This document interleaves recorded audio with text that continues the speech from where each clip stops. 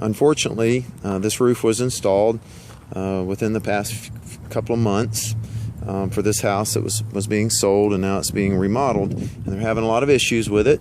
The roof was replaced new.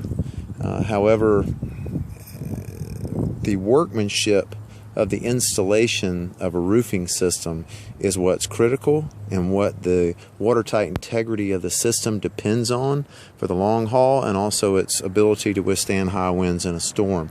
So what I wanted to do was point out some of the things that happened here that the owner really didn't know about until they began to have problems. The first one that we noticed is when the shingles were replaced, there were some older components on the roof, one of them being this looks like 8 foot long here off-ridge vent, and they just reused the existing vent. They didn't get a new one and put it on, and really this should have been eliminated altogether. The heat goes the highest point.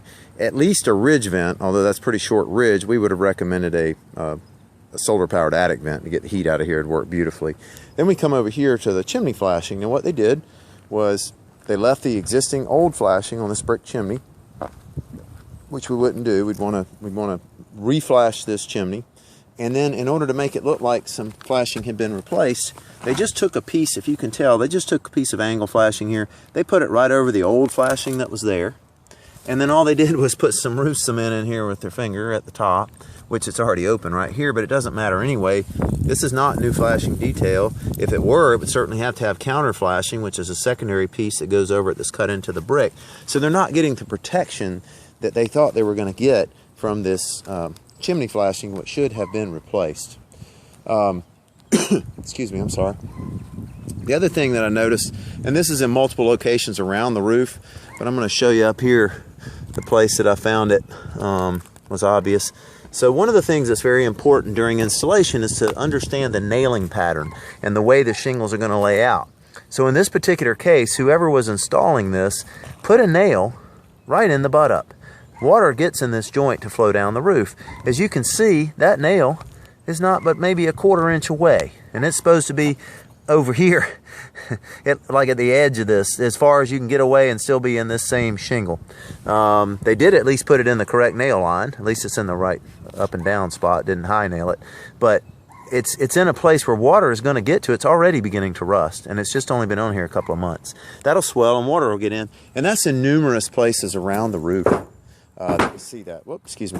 We also have some exposed nail heads in certain areas that they just sprayed some kind of black over to make sure they covered it up. We got out here in the front, they left the existing flashing on these little dormer areas here, and I think these are probably serviceable. They probably keep water out, but they reused what was here. You can tell that by the leftover seal line from the prior shingle. And quite frankly, for a new roof, that's not a very attractive look on a nice home. This should have been trimmed out with eave drip, and this flashing redone and sealed out from the weather. And certainly up here, you know, not very attractive when you're paying a good amount of money to have your roof replaced. Over here on the side wall, on the lower section, what you'll see at the wall flashing is an issue also.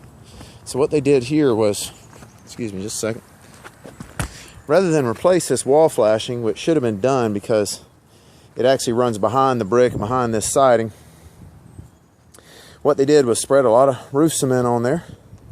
You can see that. It's a brand new roof, and it's already got roof cement, which is not designed to be in the sun in the first place. And you see it here around the vents.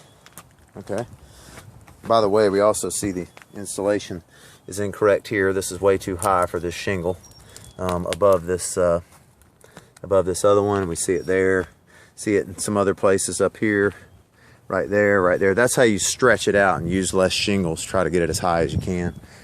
Roof cement here on a brand new roof, which you shouldn't need, obviously. Over here, they put some kind of flashing on the outside that's just over the brick with no counter flashing. As you can see, water just go right behind that. Right down in there. And the reason that this flashing and all should have been replaced is this dead spot at the bottom should have been reworked with a little dead valley cricket to push water and leaves and debris out of here. That's probably why this is taken out, trying to fix something that's going on down below. So when we talk about these things, what we're looking at is how do we prepare this roof for the future to make sure it protects this homeowner. And it really comes down to the knowledge and training of the people installing the roof. Also, one last thing I want to point out here, this plumbing stack boot is installed incorrectly because it should have been, these shingles should have been cut and lapped over this flashing because of how this boot is below this course. These should have been cut, should have been set and sealed to make sure no water.